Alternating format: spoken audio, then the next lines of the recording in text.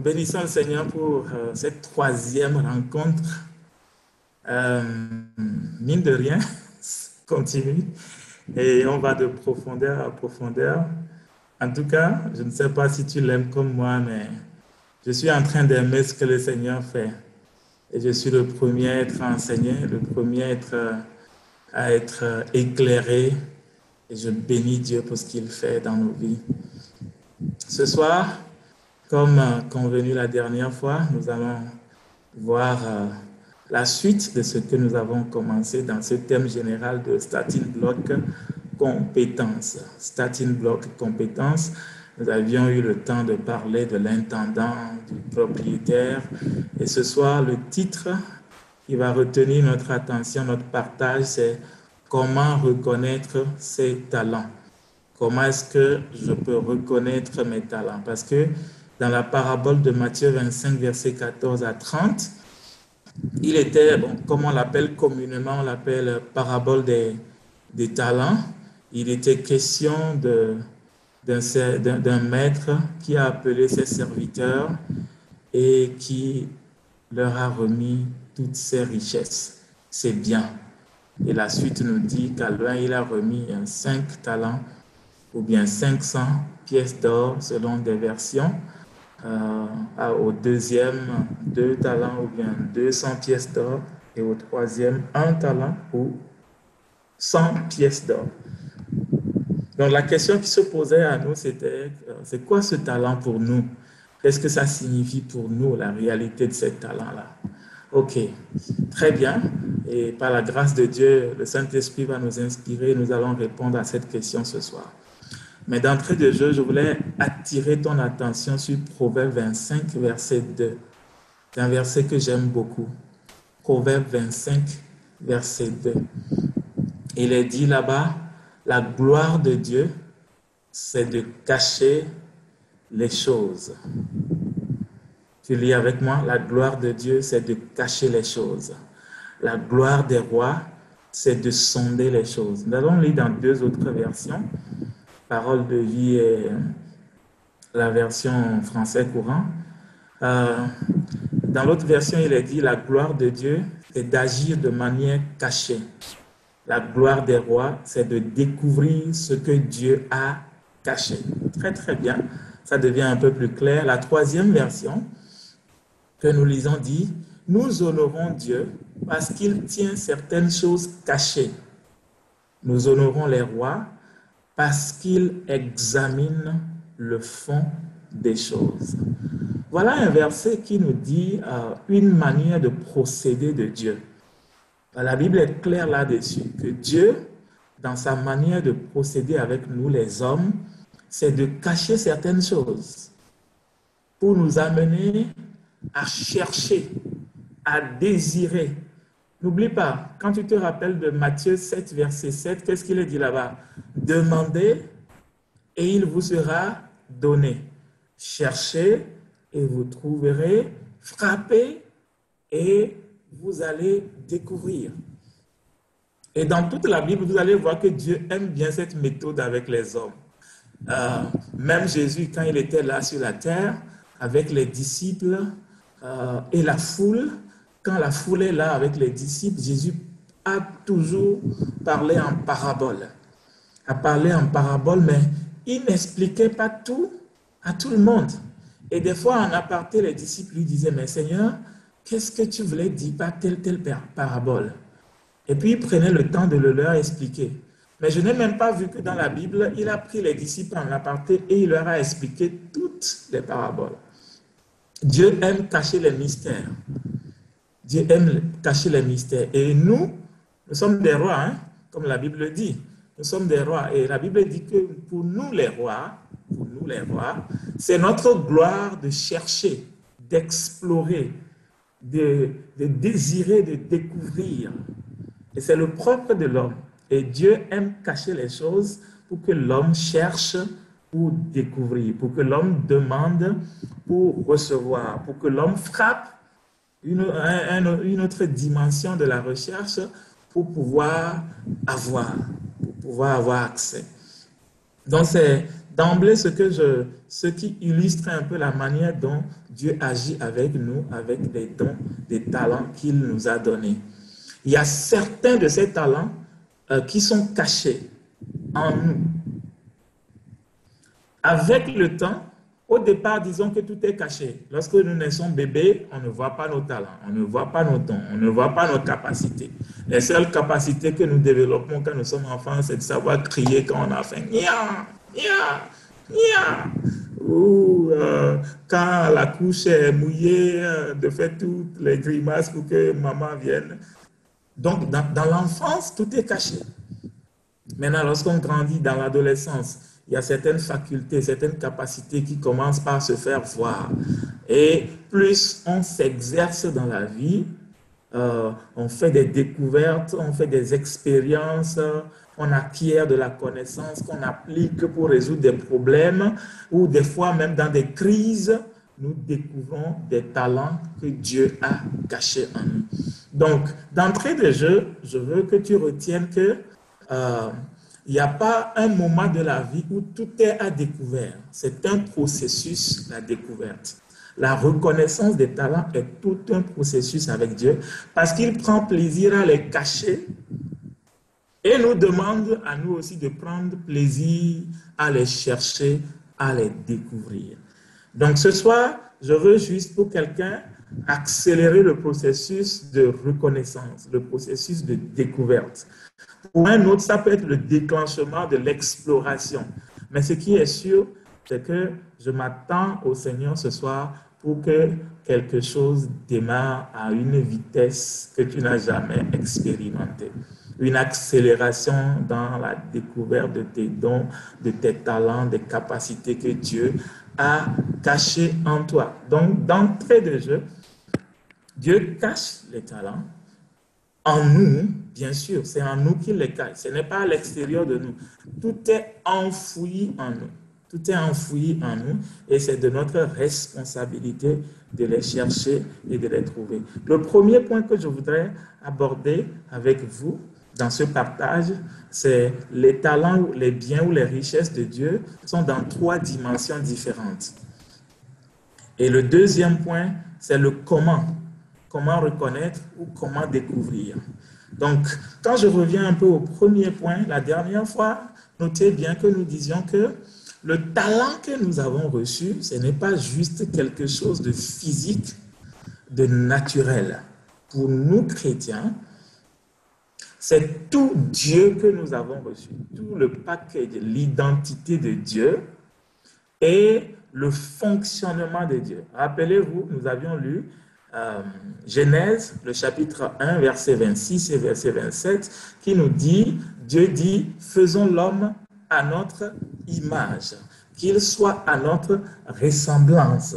Et nous avions dit que l'image fait référence à l'identité même de Dieu, qui Dieu est, et la ressemblance, c'est le fonctionnement, c'est la manière de fonctionner de Dieu.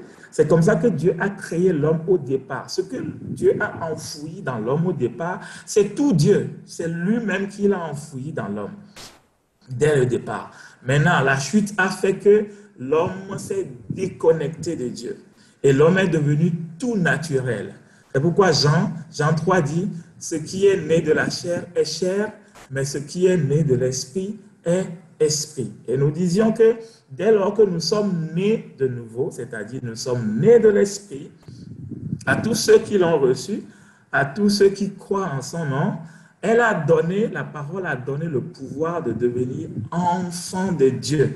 Ceux-là qui sont nés de Dieu, qui sont nés d'esprit. Donc, du moment où nous sommes nés de Dieu, en acceptant Jésus-Christ comme notre Sauveur et Seigneur personnel, nous sommes reconnectés à Dieu. Donc, tout le paquet de l'identité de Dieu et du fonctionnement de Dieu, c'est-à-dire les capacités de Dieu, nous recevons à nouveau tout ce package-là. Gloire à Dieu. Quelqu'un doit dire gloire à Dieu. Quelqu'un doit dire amen, d'avoir retrouvé à nouveau tout le package de Dieu en nous. Et c'est ce que, quelque part, c'est ce que 2 Corinthiens dit, 2 Corinthiens 4, verset 7, le précise bien, que tout ce trésor-là, nous le transportons dans des vases de terre. Il s'agit de quel trésor? La Bible a précisé qu'il s'agit du trésor spirituel. Tout ce paquet spirituel de Dieu, Dieu l'a enfoui en des vases de terre que nous sommes, afin que la gloire soit attribuée à lui lorsque nous manifestons de manière extraordinaire le potentiel de Dieu enfoui en nous. Alors, quelles sont les trois dimensions des talents? Les talents couvrent l'homme entier.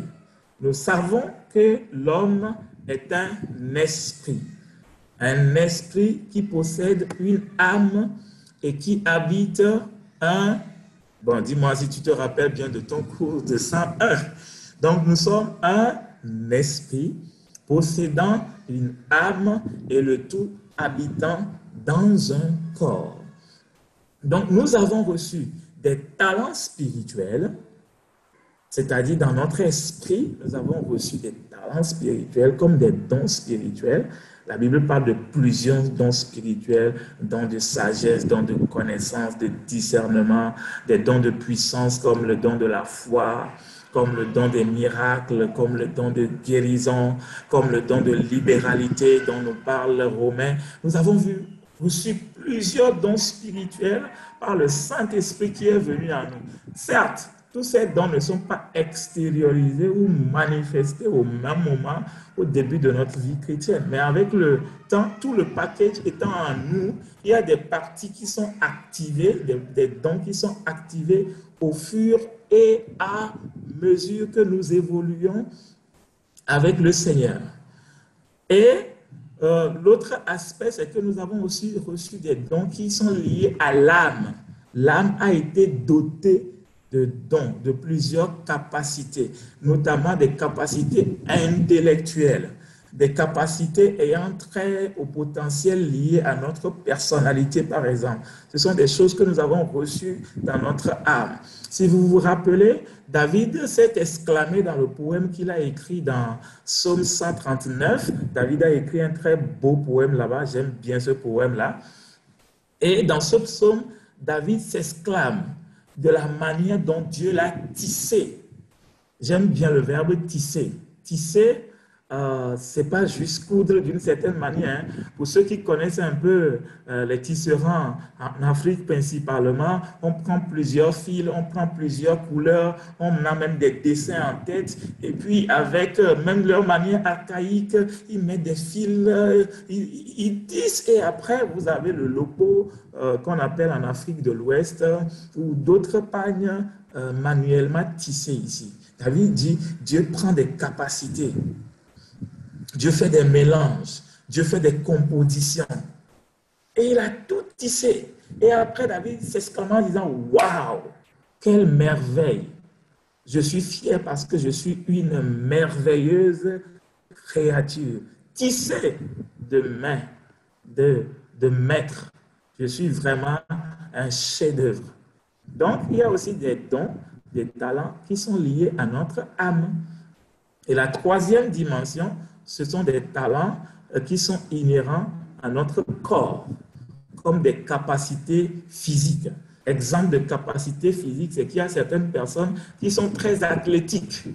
Très athlétiques. Ils sont faits pour le sport. Ils aiment tout ce qui demande le physique. Ils aiment démontrer cela. Vous avez un batteur, vous voyez votre batteur. Tous les batteurs, tous ceux qui font des batteries dans le groupe musical, dans la chorale, là, c'est des gens qui ont des corps athlétiques. Et ils aiment ce genre de choses. Les footballeurs, tous ceux qui aiment pratiquer les sports, oui, tous ceux qui aiment danser, la chorégraphie, la danse professionnelle, oui, ce sont des dons liés au corps qui sont des capacités athlétiques qui sont en train d'être utilisées pour glorifier Dieu ou bien pour faire toute autre chose. Donc, comme je le disais, tous ces trésors dans les trois dimensions-là, 2 Corinthiens 4, verset 7 dit, nous portons ce trésor spirituel en nous comme en des vases d'argile, pour qu'il soit clair que cette puissance extraordinaire vient de Dieu et non de nous. La version Semeur de ce même verset de 2 Corinthiens 4, verset 7 dit, « Mais ce trésor, nous le portons dans les vases faits d'argile, que nous sommes, pour que ce soit la puissance extraordinaire de Dieu qui se manifeste et non notre propre capacité. » Permets-moi de souligner quelque chose dans ce verset. Si un chrétien a des résultats juste humains, c'est du gâchis. C'est de la sous-utilisation. Parce que ce verset dit que bien que nous sommes des vases d'argile, il y a une contenance en nous. Il y a un trésor spirituel en nous. Ce trésor, les païens ne l'ont pas. Ils l'ont, mais de manière éteinte. Et nous, ce trésor a été réactivé à notre nouvelle naissance.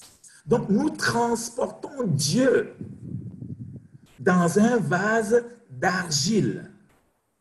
Et c'est quoi l'objectif? La Bible dit que lorsque ce trésor que nous transportons va se manifester, va s'extérioriser, va produire des résultats, va donner des performances, il est clair qu'on doit remarquer que cette puissance extraordinaire vient de Dieu et non de nous. C'est ça qui me fait dire qu'un chrétien qui a juste des résultats humains à l'école, résultats humains dans ses projets, résultats humains dans tout ce qu'il peut faire dans sa vie, il n'a que des résultats moyens, humains ou médiocres. Il est en train de sous-utiliser le potentiel même de l'identité de Dieu et de la capacité de Dieu en lui enfouie. Et je veux te défier ce soir. Je veux te lancer ce défi ce soir. Bien-aimé, ta vie ne peut pas être une vie simple et ordinaire. Non, non, non. C'est impossible.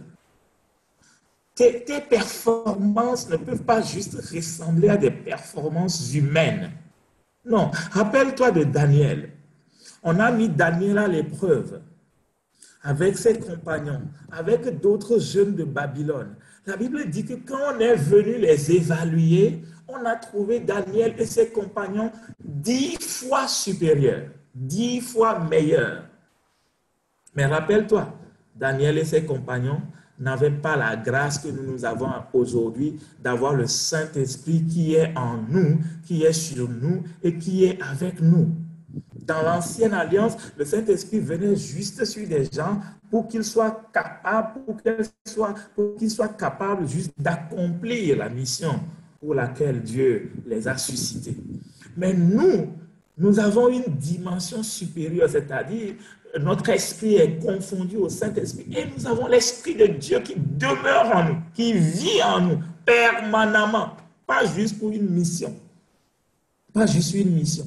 Et nous avons cet esprit en nous qui crie « Abba, Père ». Nous avons cet esprit sur nous comme onction. Nous avons cet esprit avec nous qui nous guide, qui marche avec nous, qui nous montre la voie. Il a dit « Je serai avec toi, je te montrerai le chemin ». Tout ce potentiel, tout cet équipement me fait dire que, bien aimé, si tu as juste des résultats ordinaires, alors il y a un problème. Il y a un problème. Je te prie, va voir ton pasteur, va voir après. Dis non, je découvre que j'ai un problème. Je découvre que j'ai un problème parce qu'à l'école, j'ai juste des résultats ordinaires. À l'église, j'ai juste des résultats ordinaires. Tout ce que j'entreprends, ça n'aboutit pas. Le pire, c'est recevoir Christ et croire encore que les démons nous bloquent. Comment un démon peut bloquer Dieu? Il va essayer, mais il sera juste écrasé. Il sera juste écrasé. Tu ne peux pas être retenu dans des piètres résultats. Non, ce n'est pas notre héritage. Notre héritage, c'est Dieu dans un emballage d'argile. Mais l'objectif de Dieu, c'est qu'il veut se révéler, c'est qu'il veut se manifester. Et c'est toi qui l'as choisi comme son véhicule pour se faire voir, pour faire une démonstration de puissance dans ta génération et dans ta saison ici. Est-ce que c'est clair pour quelqu'un? qu'il est en train de transporter Dieu. Et que du fait qu'il transporte Dieu, ses résultats ne peuvent pas être des résultats ordinaires. Moi, je refuse. Moi, je refuse. Je refuse d'être un chrétien ordinaire. Je refuse d'être un papa ordinaire. Je refuse d'être un mari ordinaire. Je refuse d'être un homme d'affaires ordinaire. Je refuse. Je refuse. Je refuse d'être un professionnel ordinaire. Il faut qu'il y ait des résultats qui étonnent mon entourage. Et c'est ta portion. Et c'est ton héritage. Dis-moi un bon amen. Oh, dis-moi un meilleur amen. Amen. Amen. Amen veut dire je le crois, je le reçois, c'est ma portion. Amen. Amen. Donc le premier point que je veux souligner, c'est bien ça. Tu transportes un trésor. Et ce trésor est dans les 3 dimensions. Et l'une des choses aussi que tu dois savoir, c'est que les 3 dimensions n'opèrent pas de manière disparate. Les 3 dimensions opèrent par fusion. Parce que la dimension spirituelle veut affecter la dimension de l'âme, veut affecter la dimension du corps. La dernière fois, nous avions fait allusion à Exode 31. Exode 31, Dieu dit à Moïse, « Sache que j'ai choisi Béchalel et Oholiab. Sache que j'ai mis mon esprit en eux pour tailler des pierres. » Vous voyez un peu?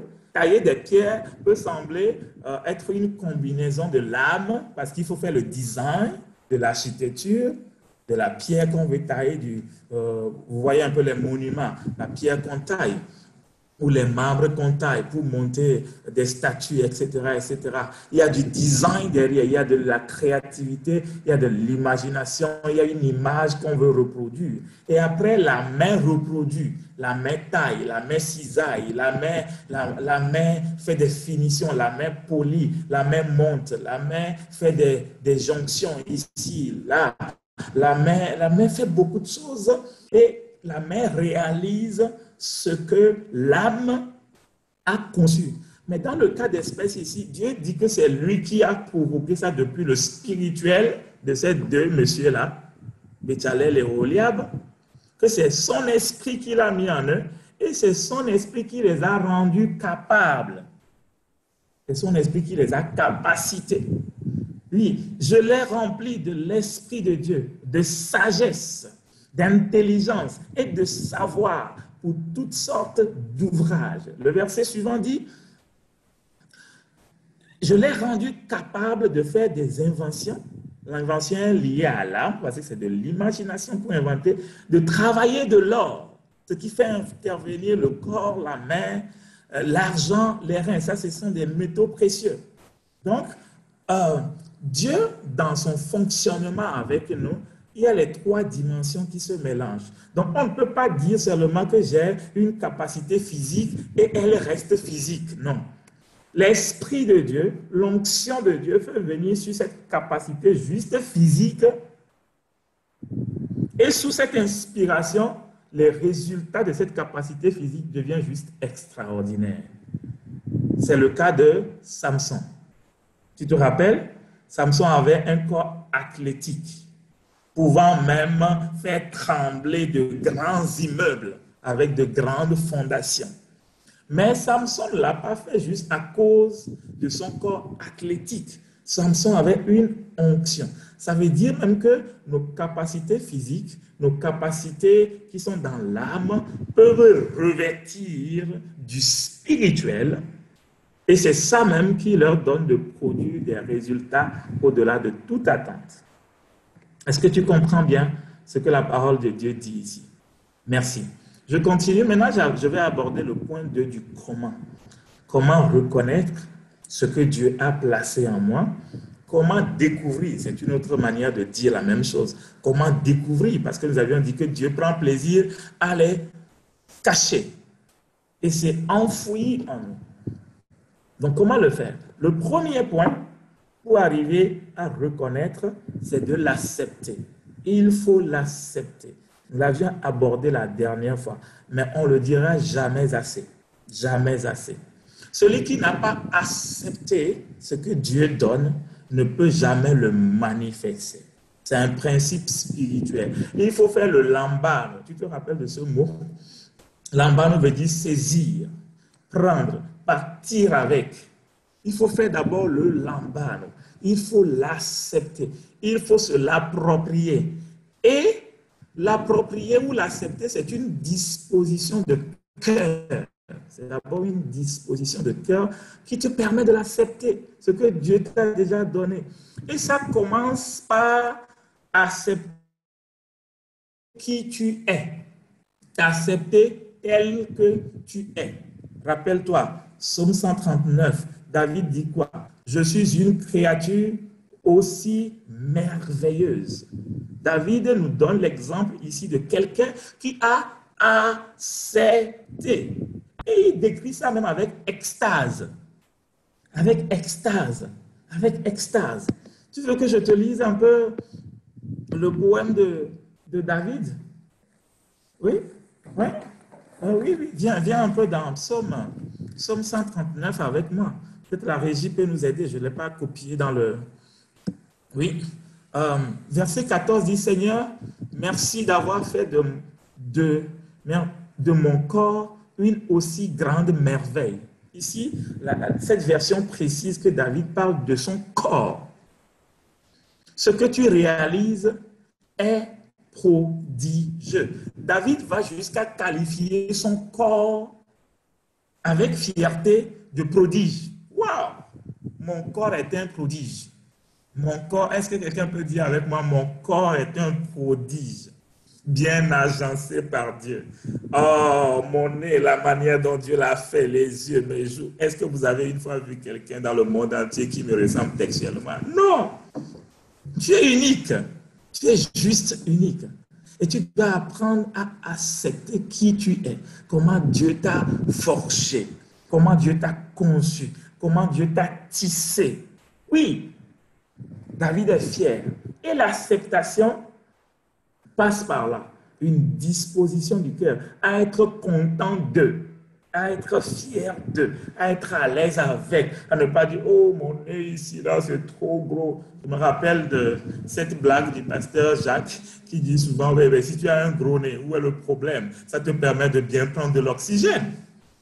Donc, réjouis-toi parce que tu as un gros nez qui te permet de prendre beaucoup d'oxygène. Donc, tu dois pouvoir t'apprécier.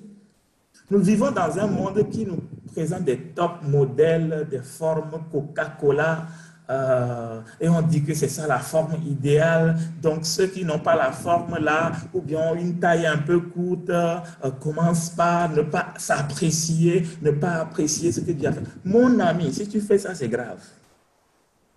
Que ta taille s'arrête à 1 mètre, ou que tu sois à Dieu la terre, je m'en vais au ciel, parce que tu as 3 mètres de long, il n'y a pas de problème. Va au ciel, va au ciel, va au ciel, il n'y a pas de problème.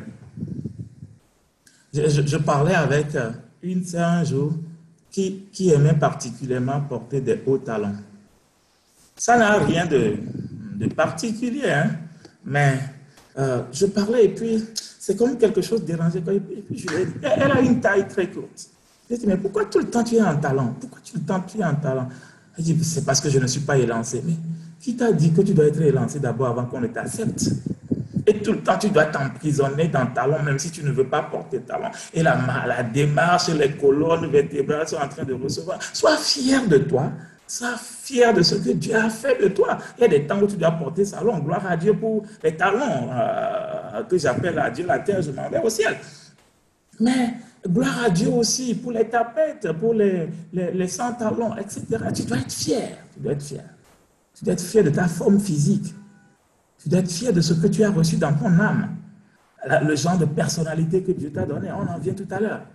Tu dois être fier. Tu dois être fier de ton esprit, des dons spirituels que Dieu t'a donnés. Hein? Si quelqu'un a souvent des visions et que toi tu n'as pas de vision, où est le problème?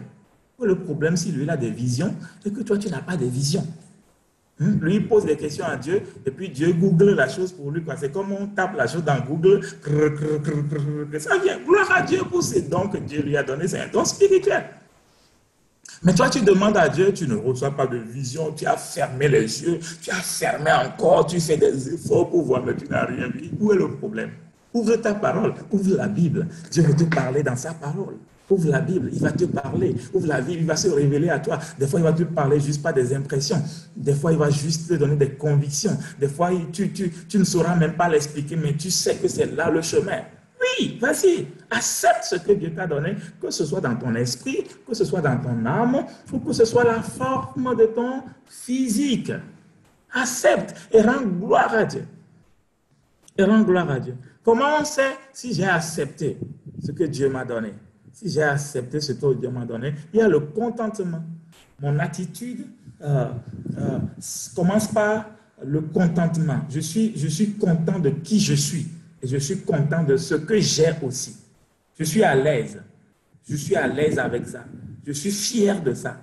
Je suis fier de ça. Deuxième élément qui me fait dire que j'ai accepté, c'est que je suis reconnaissant pour ça.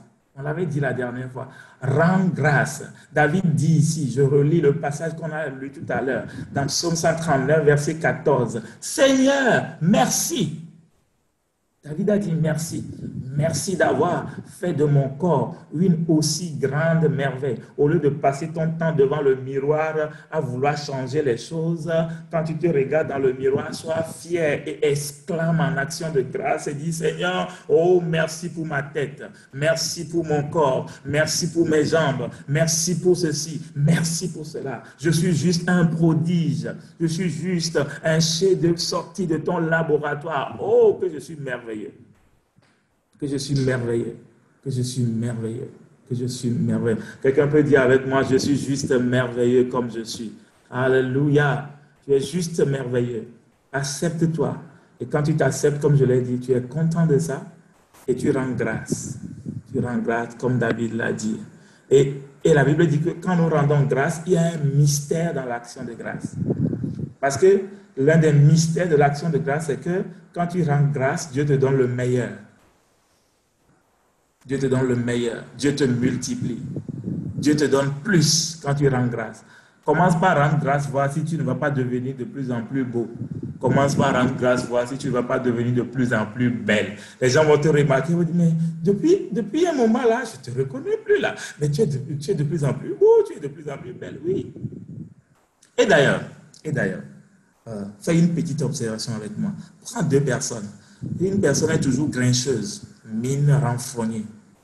Tu as déjà vu cette personne-là devenir belle ou beau? Ou si c'est un garçon, devenir un beau garçon? Même s'il est beau, le fait de renfrogner la mine là, ça semble noir, ça semble ténébreux.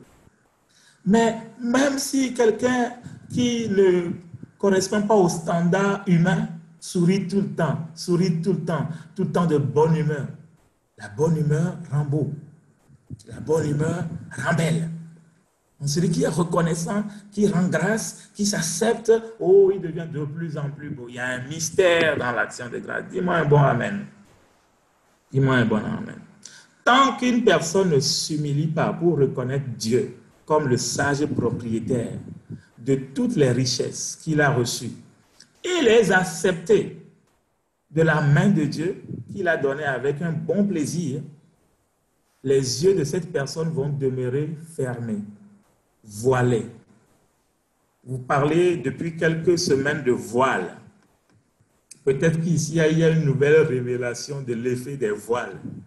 Lorsque tu n'es pas humble pour reconnaître que Dieu est un sage architecte et que l'œuvre qui est sortie de son laboratoire, que tu es, que cette œuvre-là est parfaite, tu es voilé. Tes yeux seront voilés. Tes yeux seront voilés. Ça, c'est voile intérieur. Et tes yeux ne pourront pas voir les trésors cachés en toi. Donc, tout commence par là. Tout commence par là. Et certaines attitudes qui disqualifient de reconnaître le don de Dieu ou le talent de Dieu, c'est la comparaison, comme je l'avais expliqué la dernière fois.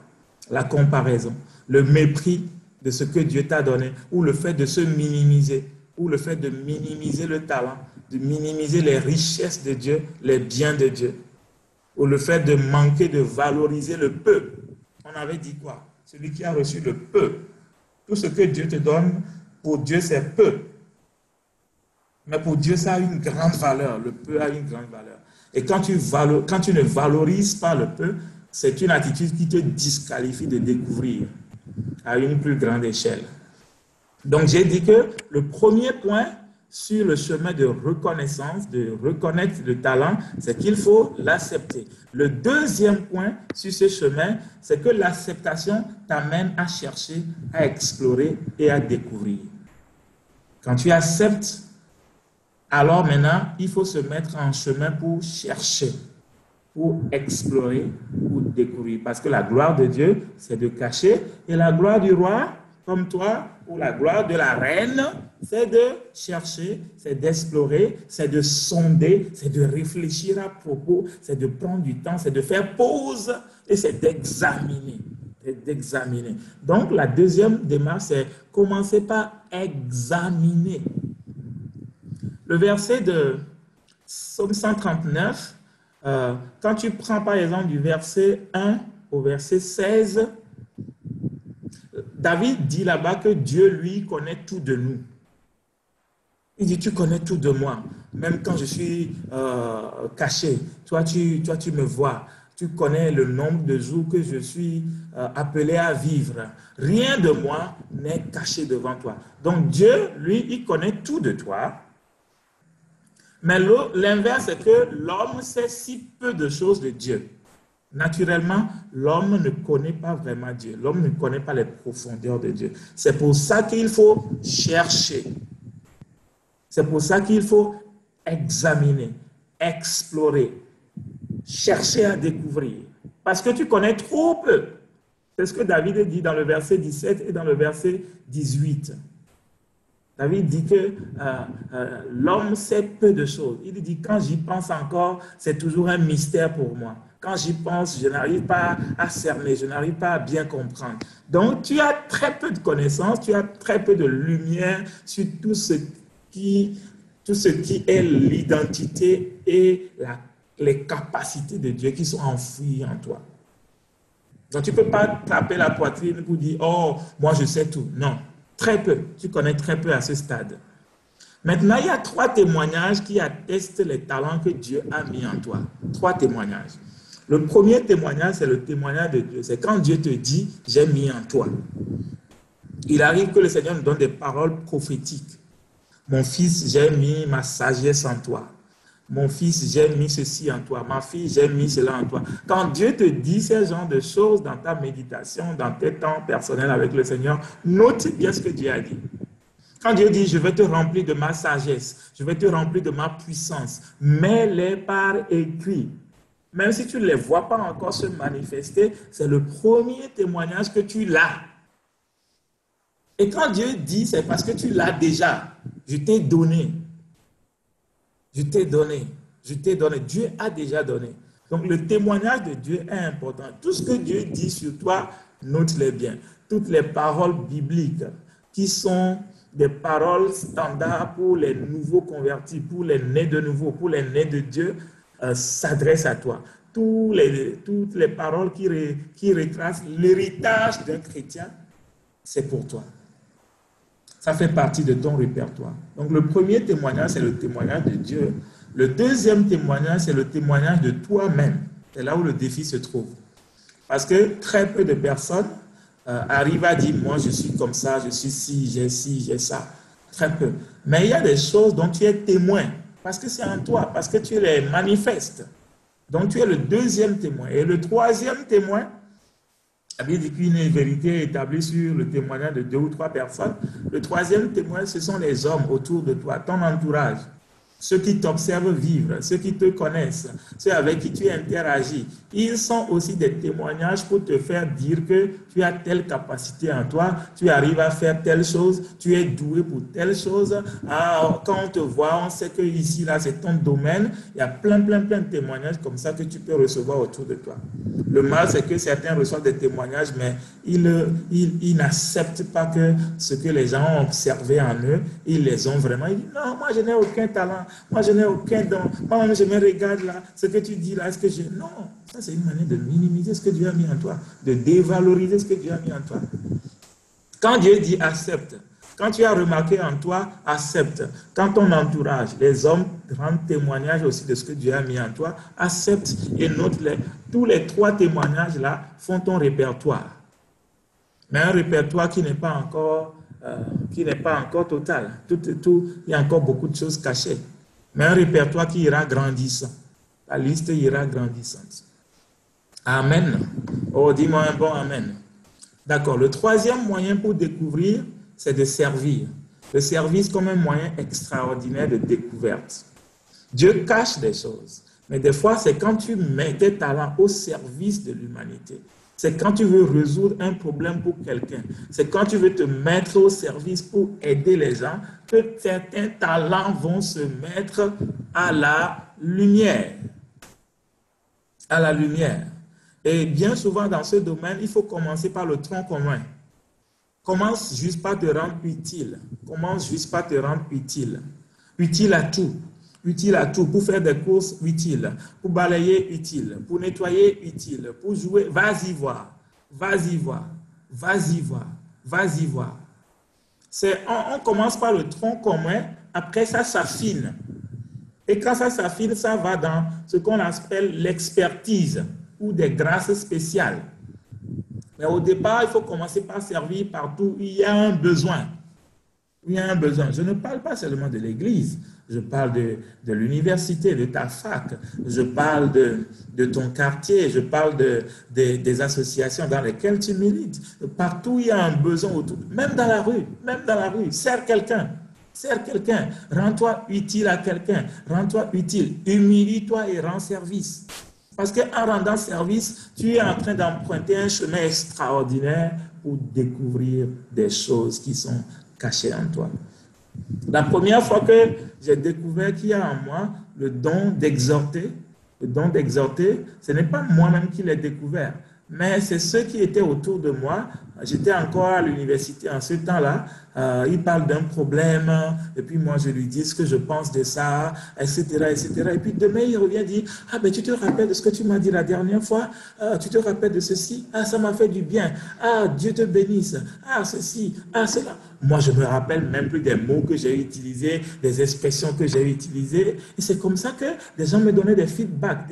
Je n'avais même pas en ce temps-là du micro dans la main. Je n'avais pas un public devant moi, mais j'ai commencé par servir. Un étudiant qui est là à côté de moi dans l'amphi avec une grise mine, moi je m'approche de lui. Comment tu vas? Bien dormi ce matin? Comment est-ce que ça va? Je veux que la personne soit contente à côté de moi. Donc je taquine un peu, je partage un peu mon témoignage, même si je ne le connais pas. Même si je ne le connais pas, les gens me considéraient comme des fous. On me considérait comme des fous. Mais c'est comme ça que des feedbacks venaient, le témoignage des hommes venaient. Mais ce que tu as dit la dernière fois m'a fait du bien, hein? Mais l'exhortation que tu m'as donnée, j'ai appliqué le conseil, ça a marché, hein? Etc., etc. Va servir. Va servir. C'est un moyen formidable. Un moyen formidable. Et toujours dans le service, surtout dans le cadre chrétien, hein? Dans le cadre de l'Église, et là j'aborde le quatrième point. Pour découvrir, le quatrième point, c'est le transfert d'esprit. C'est une autre dimension de multiplication des talents. La particularité des transferts d'esprit, c'est que ce ne sont pas forcément des talents que tu avais en toi au départ, mais ce sont des ajouts, des bonus. Ce sont des capacités que ton leader, ton pasteur a. Ce sont des grâces qu'il a. Mais à force de le servir, l'esprit là va être transféré sur toi. C'est le cas de Moïse avec les leaders. Dieu lui a dit, je vais prendre l'esprit qui est sur toi et je vais les déverser sur eux.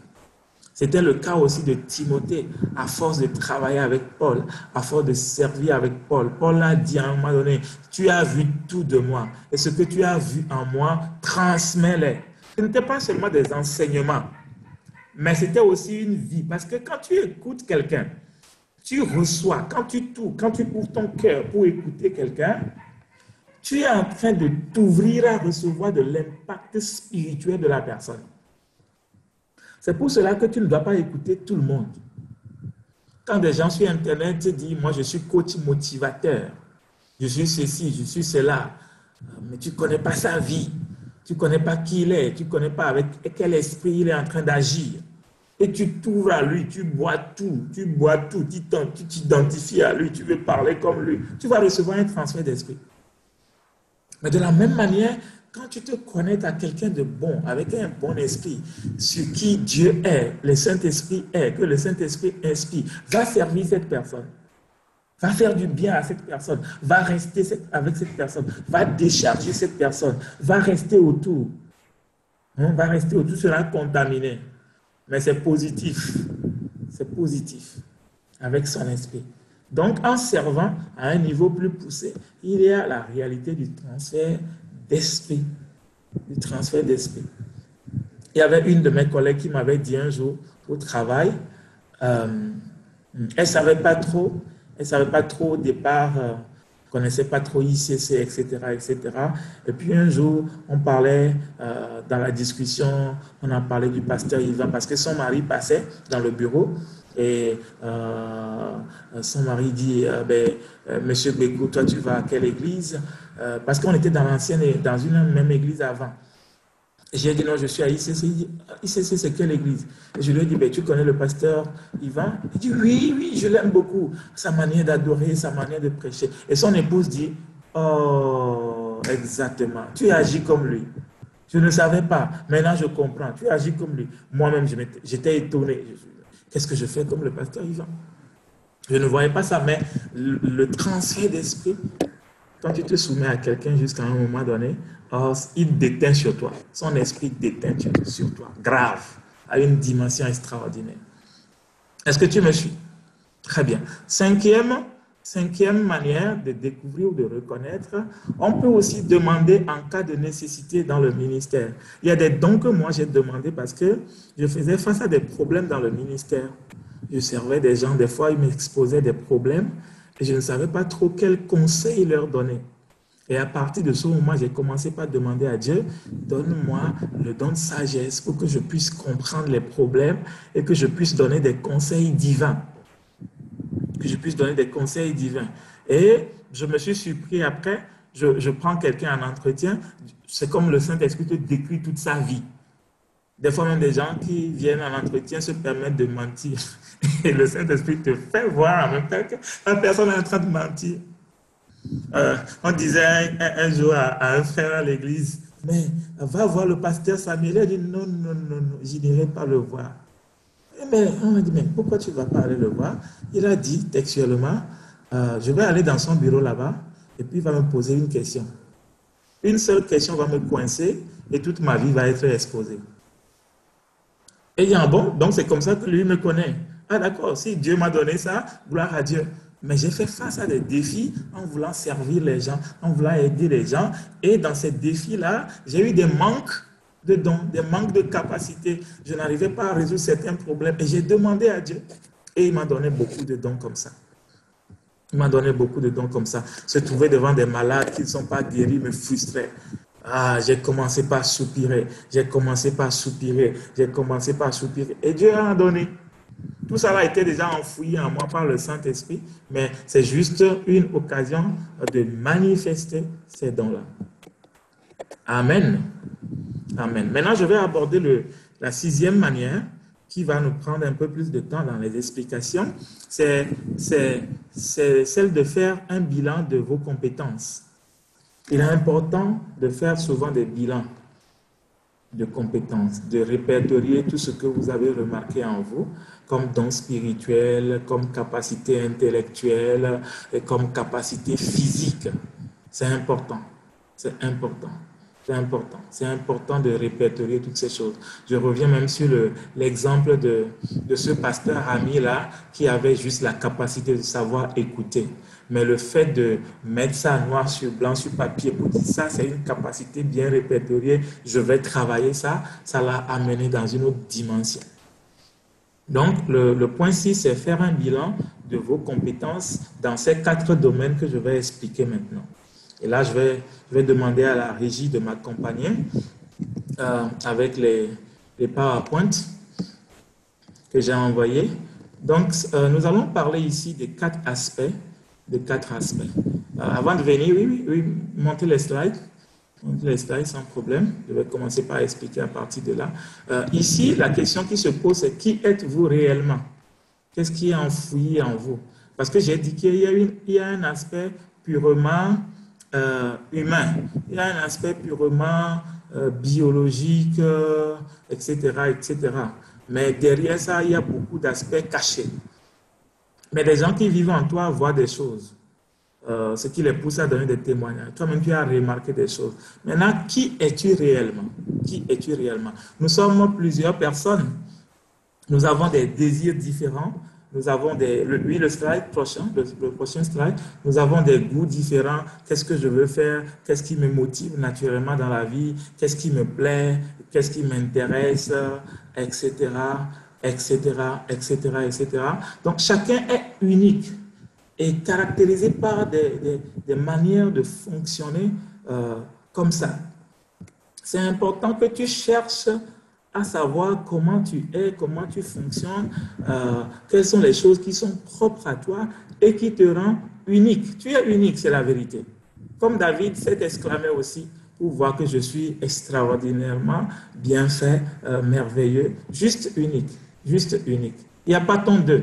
La science même l'a prouvé que dans le monde entier, il n'y a pas quelqu'un, on va voir ses empreintes digitales et les empreintes digitales seront exactement conformes à tes empreintes. Donc, ça veut dire que Dieu t'a fait distinctement unique, avec des choses que tu veux, qui te motivent, qui te plaisent, qui t'intéressent ou que tu ne veux pas. Il faut faire attention à tout ça là et faire le répertoire. Donc, chaque personne, comme je l'ai dit, est unique. Le slide suivant nous montre qu'il y a certaines personnes, ils aiment beaucoup voyager, ils aiment travailler en équipe, pendant que d'autres aiment travailler seuls, d'autres aiment tellement rester en famille, la joie de vivre familiale, pendant que d'autres sont entre deux avions, ça ne les dérange pas, d'autres aiment la simplicité, alors que d'autres c'est le bling-bling, c'est beaucoup d'euros, beaucoup de pognon, etc., etc. Qui tu es? Qui tu es? Et quand tu veux un peu explorer, tu vas découvrir qu'il y a 6 domaines. Il y a 6 domaines principaux. Il y a 6 domaines principaux qui sont comme 6 cartes. Tu disposes de 6 cartes qui sont comme des greniers de tes potentiels naturels. Donc ici, je vais parler des 4 greniers, là où les choses sont le plus enfouies. Les 4 greniers sont, bon, si je peux revenir aux 6, hein, on va lister quand même les 6 avant que je ne revienne aux 4. Donc les 6, il y a les intérêts professionnels que tu as, c'est-à-dire encore les centres d'intérêt qui te passionnent dans la vie. Il y a tes valeurs prioritaires, il y a la personnalité que tu as, il y a les compétences et capacités que Dieu t'a données, mais il y a aussi des choses que tu as acquises dans ton parcours, c'est-à-dire tu as fait des diplômes. Tu as appris des choses, tu as de la connaissance, tu as développé des choses. Et tu as aussi peut-être fait des expériences professionnelles déjà, ou des expériences en matière de vie associative. Tout cela, ce sont des manières de cultiver, de travailler, de développer. On le verra peut-être jeudi, comment on développe toutes ces choses. Mais il y a les 6 là, qui sont là à chaque stade donné, à chaque saison de la vie. Maintenant, les 4 dont je vais parler sont des choses qu'on a reçues à notre naissance. À notre naissance, on n'a pas de diplôme. À notre naissance, on n'a pas d'expérience professionnelle. Mais les 4 là, tout le monde vient au monde avec ça. Tout le monde vient au monde avec ça. Les 4 domaines. Les 4 domaines. Donc, il y a la personnalité, il y a les intérêts professionnels, il y a les compétences, capacités et également, il y a les valeurs. Maintenant, je vais les prendre un à un en commençant par la personnalité. Commençons par. C'est quoi la personnalité? La personnalité, ta personnalité, c'est comment tu réagis naturellement. C'est quelque chose qui met l'accent sur la composante affective de ta vie ou subjective d'un objet ou le sentiment de plaisir que suscite une activité. C'est la manière dont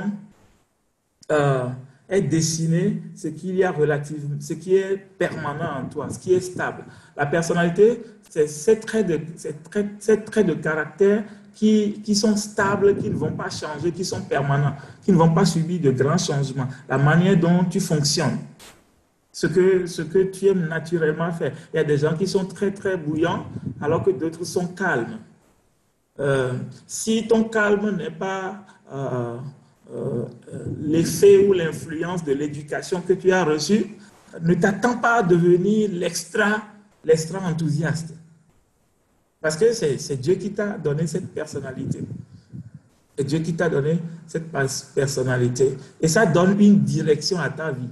Quand tu vois certaines personnes, la manière dont ils sont conçus, c'est ça le mot, être conçu d'une certaine manière, tu vois même la direction que ça donne à leur vie.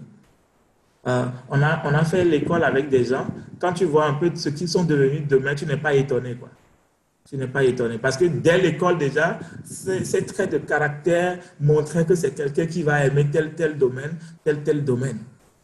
J'ai eu des collègues comme ça à l'école qui sont devenus des agronomes. J'ai dit non, toi, ça ne m'étonne pas que tu sois devenu agronome, quoi. Ça ne m'étonne pas que tu sois devenu agronome, ou bien toi, ça ne m'étonne pas que tu sois devenu un grand chauffeur ou pilote, etc., etc. Parce que la personnalité disait ça très loin déjà. Très loin déjà.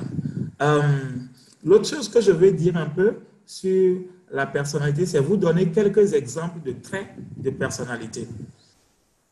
Il y a une étude qui a révélé qu'il y a 6 grands facteurs de personnalité.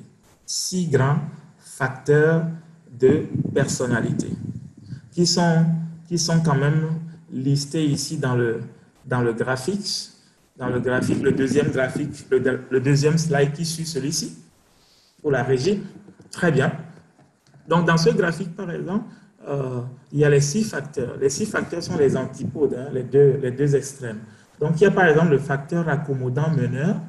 C'est une échelle de mesure de traits de personnalité. Vous allez voir qu'il y a certaines personnes, elles aiment mener, elles aiment prendre le devant. Dans une salle de classe, par exemple, comment on les distingue? On pose une question, il est le premier à lever la main. On cherche volontaire, il est le premier à vouloir aller devant. Il est le premier, il est le premier, il est le premier. Il veut toujours rester devant. Mais dans la même salle, il y a Albert. Albert, tout le monde reconnaît en Albert qu'il est doué pour nous conduire, pour diriger l'équipe. Les gens vont jusqu'à le doigter. Albert dit non, non, non, non, non, non, non, non, non, non, non, non, non. Donc, le meneur, il est volontaire, il veut prendre le leadership volontairement. L'accommodant, il est à l'aise quand il est dans la masse. Même quand les gens identifient en lui un bon leader, on lui dit reste devant nous, il dit non, non, non, je suis à l'aise comme ça. Je suis à l'aise en restant derrière. Il y a par exemple le deuxième facteur, c'est le facteur innovation introverti, extraverti. Là, on parle de tempérament. Il y a des gens qui sont calmes, de nature, réservés, peu social, peu enthousiastes à première vue. Et leur opposé, c'est les rabat-joie. C'est les rabat-joie. Ils parlent beaucoup, blablabla. Bonjour, comment ça va? Moi, je m'appelle ceci. Qu'est-ce qu'on t'a demandé? Il commence pas à raconter sa vie, il commence pas à raconter beaucoup de choses. Il est extra. Il tire son énergie de l'extérieur. Quand il est en interaction avec des gens, là, il est content. Mais quand il est seul, il a du mal à s'en sortir. Alors que l'autre, il préfère plutôt la solitude. Et des fois, l'intervention l'ennuie, quoi. Il vient un peu dans la fête. Après, vous voyez, il n'est plus gai, il est déjà parti. C'est des traits de personnalité. Il y a d'autres, par exemple, qui sont, troisième facteur, détachés ou pleins de compassion. Détachés ou pleins de compassion. Les personnes qui sont détachées, c'est les personnes qui aiment les chiffres, qui aiment les données, qui aiment les objets. Ils préfèrent travailler avec des objets plutôt que de gérer l'émotion des gens.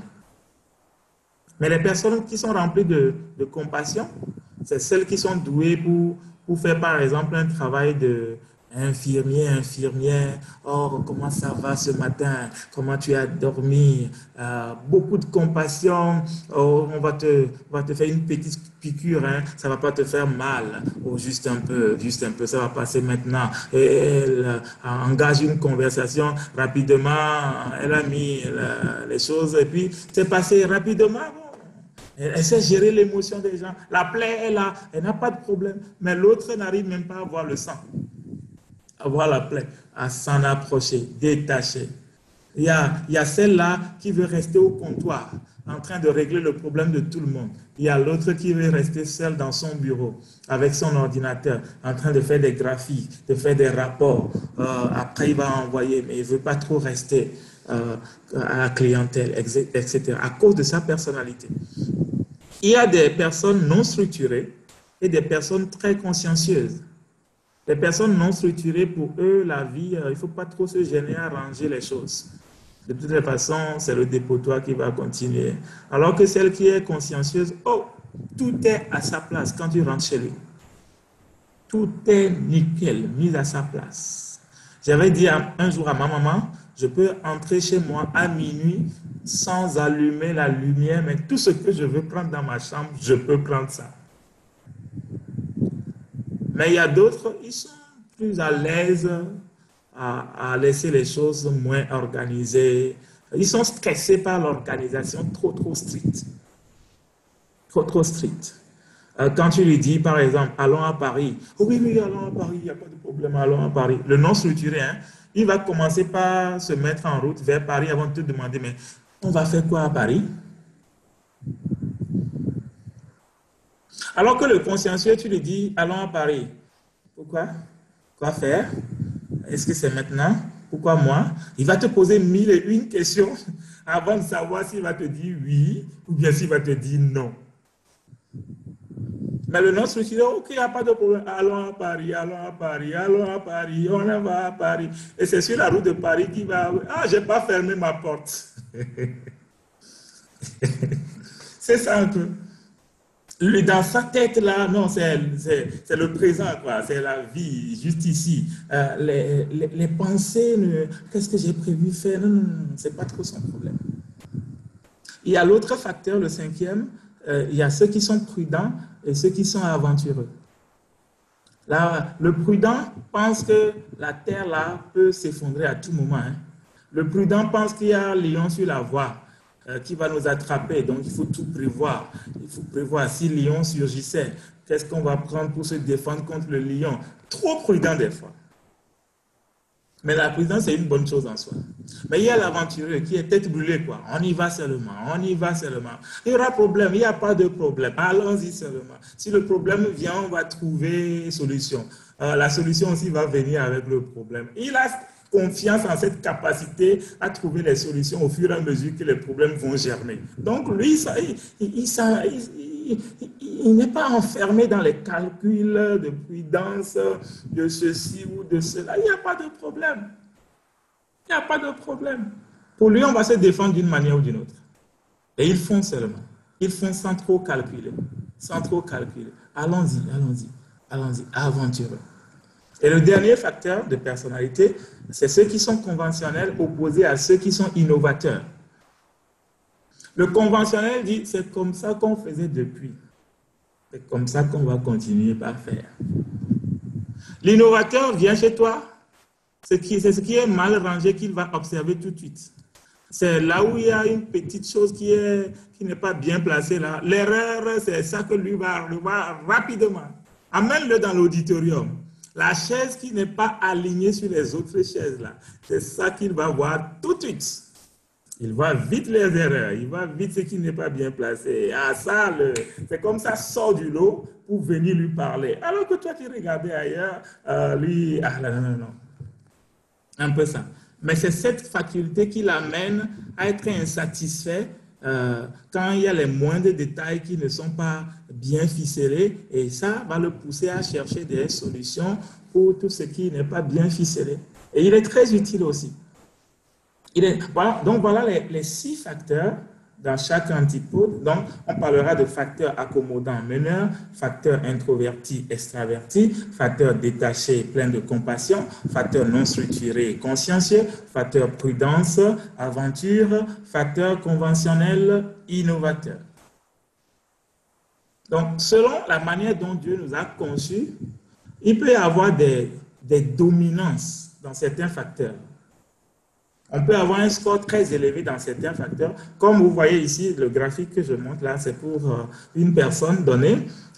Si vous voyez le facteur introverti, extraverti, vous voyez son score, c'est 15 côté extraverti. Donc, c'est une personne extravertie. Mais sa personnalité n'est pas composée que de ça. C'est tout un mélange des 6 facteurs-là, des 6 facteurs qui ont même en eux des sous-facteurs. Des sous-facteurs. Et qui fait que, avec les compositions, pour ceux qui ont fait combinaison en statistique, Dieu sait combiner toutes sortes de calculs. Ce qui a fait que sur les 7 milliards, 8 pratiquement que nous sommes aujourd'hui dans le monde entier, vous n'allez pas trouver 2 combinaisons identiques que Dieu a fait. Raison pour laquelle David s'est exclamé pour dire « Waouh, je suis tissé, quoi. Je suis une créature juste merveilleuse. » Donc la personnalité que Dieu t'a donnée, c'est pour un but. C'est parce que Dieu sait que dans la vie, tu vas avoir des challenges, tu vas avoir des défis, tu vas avoir des choses qui vont demander de puiser dans cela. La dernière fois que je vous faisais le CV de David, selon 1 Corinthiens, 1 Samuel 16, verset 18, que nous avions lu la dernière fois, il a été dit dans ce verset que David est une personne téméraire, déterminée. Vous avez vu comment ça l'a aidé devant Goliath? Vous avez vu comment ça l'a aidé pendant plus de 10 ans de cavale devant Saül qui voulait le tuer? Quelqu'un, on le poursuit, on le persécute pendant 2 ans, il déprime et puis il dit, si c'est ça, la royauté n'a qu'à rester là-bas, je ne veux même plus prendre. Mais Dieu sait que David va avoir des challenges de ce genre. Dieu a donné à la personnalité de David beaucoup de courage. Donc David étant un homme courageux, un homme téméraire. Il y a de la témérité chez David. Pourquoi il voit Goliath de 3 mètres pratiquement, et lui, il était en bas, et puis il pense qu'avec une pierre, lui, il peut régler cette affaire-là avec Dieu. Tu vois, c'est de la témérité, quoi, c'est de la folie. Mais il faut cette personnalité-là pour que le Saint-Esprit vienne s'agriffer dessus pour fonctionner ensemble. Et c'est pour ça que Dieu appelle chacun différemment selon ses talents. Et Dieu donne des dons aussi, mais qui viennent faire la complémentarité avec le type de personnalité que Dieu t'a donné. Donc le type de personnalité que Dieu donne n'est pas un hasard. Dis-moi, ce n'est pas un hasard que je sois comme je suis, que je suis conçu comme je suis. Des fois, un peu trop réfléchi, un peu trop analytique. Moi, je suis une personne très analytique. Et aujourd'hui, j'ai compris pourquoi Dieu a mis en moi cette capacité d'être une personne très analytique. J'aime résoudre les problèmes. J'aime apporter les solutions. Les problèmes sont pour moi comme des matières premières. Et jauger les choses, tourner ça dans tous les angles. Des fois même, je vais au boulot, dans les finances, il t'arrive que tu veux faire des rapprochements, les comptes ne sont pas tombés. Vous imaginez, le compte ne sont pas tombés, le gars dort la nuit et il continue pas de travailler dans le sommeil. Et des fois, dans le sommeil, je trouve la solution. Le lendemain, je vais au bureau, j'applique la solution que j'ai rêvée et puis, paf, c'est fini. L'équilibre est trouvé. Youpi! Mon cerveau même continue pas de travailler, même quand j'ai quitté le bureau. Donc, le fait que tu sois analytique, ce n'est pas un hasard. Dieu veut l'utiliser pour ta destinée. Dieu veut l'utiliser pour quelque chose. Et ta personnalité, c'est le premier grand trésor naturel que tu as reçu. Et beaucoup de choses sont enfouies dans ça. Les défis que tu vas rencontrer, les genres de postes qu'on va te donner, les genres d'obstacles que tu vas avoir, les genres de persécutions que tu vas avoir. C'est conçu, c'est taillé, c'est tissé conforme à ta personnalité. Et la Bible dit quoi? 1 Corinthiens 13. 1 Corinthiens 10, verset 13. Aucune tentation ne vous est survenue. Le mot tentation là-bas est expliqué aussi comme épreuve. Donc, aucune épreuve ne vous est survenue qui n'ait été humaine. Et Dieu qui est fidèle ne permettra pas que vous soyez tentés au-delà de ce qu'il a mis en vous, c'est-à-dire vos forces. Mais avec la tentation, c'est-à-dire avec les épreuves, avec les défis de la vie, avec les réalités de la vie, Dieu préparera aussi le moyen de s'en sortir parce que le moyen est déjà en toi, afin que tu puisses la supporter. Donc, il n'y a rien que Dieu permettrait qui vienne vers toi qui dépasse le potentiel qu'il a mis en toi. À vrai dire, le potentiel qu'il a mis en toi est au-dessus. Et tu as déjà été très équipé pour cela. Deuxième chose que je veux expliquer, c'est les intérêts professionnels. C'est quoi les intérêts professionnels? C'est ce que tu aimes dans la vie. Les intérêts représentent les objets, les actions, les environnements vers lesquels nous nous dirigeons naturellement quand nous y trouvons du plaisir. Nous y mettons de l'attention parce que cela nous motive. Ce sont des centres d'intérêt. On peut encore les appeler des passions, des choses qui nous passionnent, des choses que nous aimons faire, même si on ne nous paie pas. La question qu'on se pose pour trouver quels sont tes centres d'intérêt, c'est souvent des choses que tu es prêt à faire, même si au début on ne te paie pas. Tu as un papier à côté? Est-ce que tu peux me lister les choses que tu es prêt à faire, même si on ne te paie pas au début? Mais tu es prêt à faire. Parce que quand tu le fais, c'est toi qui tires le premier plaisir. Et le plaisir que tu en tires, c'est ton premier salaire. Tu es juste satisfait en le faisant.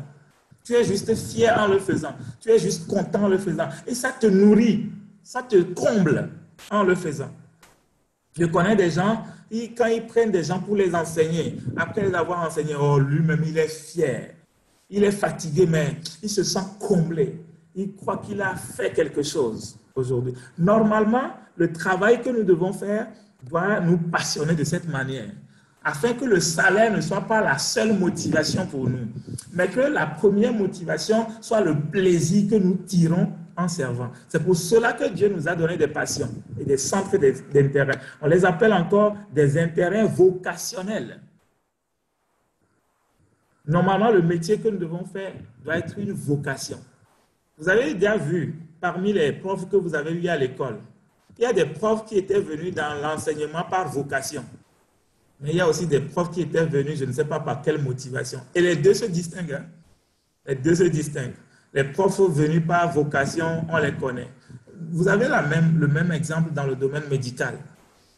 Il y a des gens qui sont allés dans la fonction par vocation, quoi, pour sauver, pour guérir. Parce que tu imagines faire des études pendant de longues années, tu vas gagner combien? Ce n'est pas l'argent qui motive là-bas. Si l'argent est ta motivation, tu seras vite fatigué devant le patient. Donc Dieu nous a donné des passions comme ça, comme des leitmotivs, comme des moteurs en nous. Et tant que le moteur là nous pousse, même si vous ne me donnez pas un salaire au début, il n'y a pas de problème, on ira. On ira. Donc ce sont aussi des choses que Dieu a placées en vous. Oui, le slide, souvent, je montre un peu un petit répertoire. Je ne vais pas parler de tout, mais je vais expliquer. Par exemple, il y a des gens qui sont nés pour influencer. Ils aiment influencer. Ils aiment faire en sorte que les gens quittent un point A pour arriver à un point B pensant que B est meilleur à A. Et ils vont tout faire. Ils vont tout faire. Ils vont parler, ils vont conseiller, ils vont rester à côté.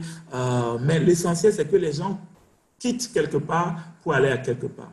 D'autres prennent plaisir à communiquer. Paï, blo, blo, blo, blo, blo, blo. Ils parlent du début jusqu'à la fin. Des fois, c'est difficilement que tu vas mettre une parole dedans. Il aime s'exprimer. Il aime s'exprimer. Et quand vous avez des parents, quand vous avez des enfants comme ça, des fois ça fatigue. Hein. Pose toutes les questions. Parle seulement. Parle seulement. J'ai ma fille aînée. Elle parle, cette fille. Elle a le don de s'exprimer. Quand elle veut te raconter une petite histoire qu'elle a vécue à la maison, que tu ne reviens, c'est avec émotion, les tons de voix changent, etc. Ce sont des passions qui sont en nous. D'autres, par exemple, le plaisir qu'elle prend à cuisiner. Plaisir seulement à cuisiner, à innover même, à mélanger encore d'autres ingrédients avec d'autres ingrédients pour voir ce que ça donnerait comme goût. Oui, c'est de la passion. Et normalement, doit devenir cuisinier celui qui a cette passion-là. Pas celui qui rentre dans la cuisine 30 minutes après et dit « Oh, qu'est-ce que je fais ici là? » Non, pas comme ça. Si c'est comme ça, là, le plat qui va sortir de la cuisine, ça sera compliqué à manger. Mais quand c'est avec passion, waouh, il y a des combinaisons qui vont germer. Et Dieu veut vraiment que nous fassions tout ce que nous faisions avec beaucoup de passion, de grande passion. Troisième composant des choses que Dieu a enfouies en nous, du grenier, troisième grenier, ce sont les compétences et les capacités. Ici, la question qu'on pose, c'est ce pourquoi tu es doué. Le mot ici, ou bien l'adjectif, c'est doué, être doué pour. Quand on est doué pour quelque chose, ça veut dire deux choses, normalement. Quand tu fais la chose, ça marche. C'est-à-dire que tu as de bons résultats. Et quand tu fais la chose, tu ne dépenses pas beaucoup d'énergie. C'est-à-dire que tu le fais naturellement. Donc, ce que tu fais bien naturellement montre que dans le domaine là, tu as de la capacité. Quand tu le fais, tu as des résultats, ça marche bien. Mais toi-même, tu ne dépenses pas beaucoup d'énergie. Des fois, tu as l'impression que tu t'amuses. Mais pendant que tu t'amuses, tu as de bons résultats. Il y a des gens qui ont le don de modérer comme ça. Ils modèrent une cérémonie. Il n'a pas préparé les mots, hein, mais il est là juste. Et puis, on est à l'aise pour voir la manière dont les mots sont sortis, agencés, etc. etc. Oui, ça c'est être doué pour. On peut être doué pour quelque chose sans l'aimer. Mais au même moment, on peut être doué pour quelque chose et être passionné. Quand les deux sont ensemble, là, c'est inarrêtable. c'est inarrêtable. Je prie que tu reconnaisses les domaines dans lesquels Dieu t'a donné beaucoup de dons avec beaucoup de passion de cette manière. Donc, si on peut considérer les capacités comme des matières premières, les compétences, par contre, sont des produits finis. C'est-à-dire quoi? Tu peux avoir des capacités que tu peines à découvrir parce que tu n'as jamais été confronté à une réalité qui t'a demandé de sortir ça et de l'utiliser. Par exemple, quelqu'un peut avoir une très bonne capacité rédactionnelle, mais il n'a pas fait des séries littéraires. Mais il suffit de rédiger un rapport. Vous allez voir la manière dont il a rédigé. Ou bien on lui dit, décris-nous quelque chose que tu as vécu. Ou bien tu prends son journal intime. Tu vois un peu, il a décrit avec des petits détails, des petites couleurs qui sont là. Il fait intervenir les choses. Mais pour lui, ça ne lui a pas demandé beaucoup d'efforts de pondre cette narration. Mais pour un autre, il écrit la première phrase, il efface. Deuxième phrase, il efface. Troisième phrase, il efface tout, il recommence. Quel mot utiliser, quel paragraphe, c'est compliqué pour lui d'écrire un paragraphe. Donc on peut être doué pour l'écriture même. Donc, les choses que tu fais facilement comme ça, qui donnent bien et que tu ne dépenses pas beaucoup d'énergie, sont des domaines dans lesquels tu es naturellement doué. Et c'est Dieu qui place ça en nous pour être capable de faire un travail. Alors, je vais donner aussi quelques exemples rapidement ici. Quelques exemples. Il y a 14 domaines. 14 domaines. Les recherches ont répertorié 14 domaines de dons et capacités, de compétences et capacités. Les voilà listés à votre gauche. Il y a des gens qui ont la capacité de travailler avec les autres. Quand ils travaillent en équipe avec vous, alors vous êtes juste content, quoi. Ils aiment faire beaucoup de sacrifices, ils ne se calculent pas ce qu'ils investissent. Il y a d'autres qui sont relationnels. Le monde entier n'est pas leur ami, mais le peu d'amitié qu'ils ont, ce sont des amitiés très profondes. C'est des gens relationnels. Et tu peux compter sur ces gens de personnes. Il y a des gens qui sont doués pour l'organisation. C'est comme des chefs d'orchestre. Il ne sait pas où commencer, qui va faire quoi pour que le gros plan marche bien au bon moment. Il sait répartir les tâches, il sait motiver les gens, il sait faire ci, il sait faire. Il est doué pour ça. Il y a d'autres qui sont analytiques, qui cherchent toujours le pourquoi des choses, qui cherchent toujours à voir derrière les choses. Ils aiment les problèmes parce que les problèmes leur donnent matière à réfléchir. Et ils analysent pour trouver des solutions. Oui, tu vas penser qu'il se casse la tête, il fait mal à son ménage, mais non, pour lui c'est un plaisir, c'est un plaisir. Il est dans sa voiture, il analyse, il dort même, son esprit analyse. Il se lève le matin, il parle, il analyse, il va sortir des solutions. Il parle seulement, vous allez dire, waouh, c'est bon, on va faire comme ça, on va faire comme ça. Il a pris le temps d'analyser, de revenir. Ce sont des capacités que Dieu donne.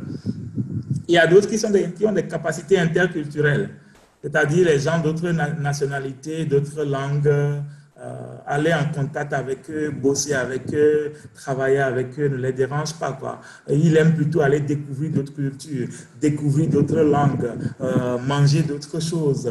Il est plutôt déçu un peu de là où il est.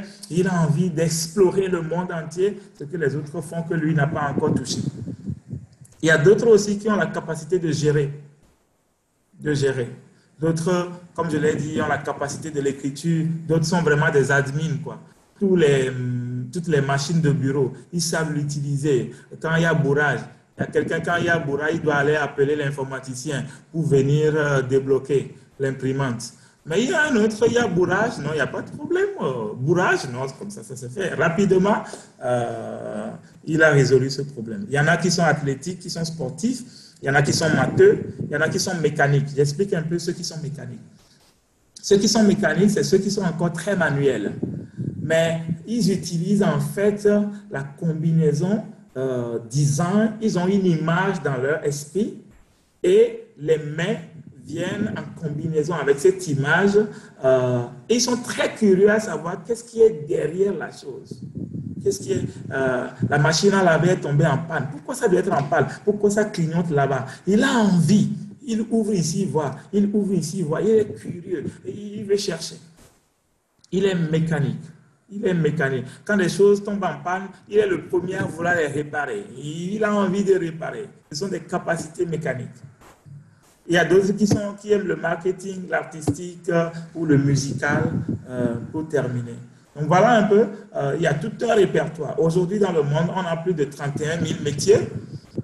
31 000 métiers qui sont répertoriés, mais Dieu donne des capacités à chacun, les mêmes combinaisons ne sont pas répétées partout, mais Dieu met tout ça là ensemble.